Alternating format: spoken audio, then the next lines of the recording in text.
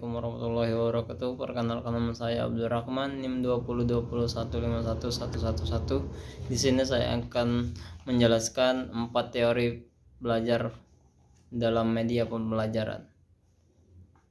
Yang pertama adalah teori belajar behavioristik, yang kedua adalah teori belajar humanistik, yang ketiga adalah teori belajar kognitivisme, yang keempat adalah teori belajar konstruktivisme.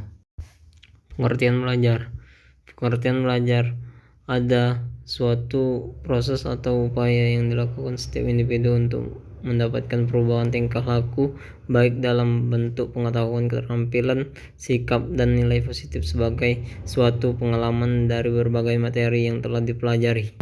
Definisi belajar dapat diartikan sebagai segala aktivitas psikis yang dilakukan oleh setiap individu sehingga tingkah laku berbeda antara sebelum dan sesudah belajar. Teori belajar merupakan teori yang mempelajari perkembangan intelektual mental siswa atau bagaimana manusia belajar. Dengan adanya teori ini, kita dapat memahami proses inher yang kompleks dari kegiatan belajar. Berikut 4 teori belajar yang perlu Anda ketahui. Teori belajar behavioristik. Teori ini berisi tentang perubahan tingkah laku yang terjadi karena pengalaman belajar. Dalam perkembangannya, teori ini menjadi aliran psikologi belajar yang memiliki pengaruh terhadap tujuan peningkatan teori belajar dan praktik dalam dunia pendidikan dan pembelajaran.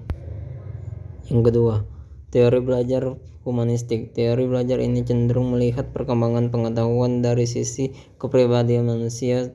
Guru atau pendidik dengan aliran humanistik akan mengutamakan hasil pengajaran berupa kemampuan positif yang dimiliki oleh murid.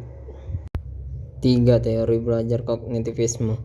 Teori belajar kognitif merupakan proses perubahan persepsi dalam pemahaman. Dengan kata lain, belajar itu harus berbicara tentang perubahan tingkah laku atau sikap yang bisa diamati.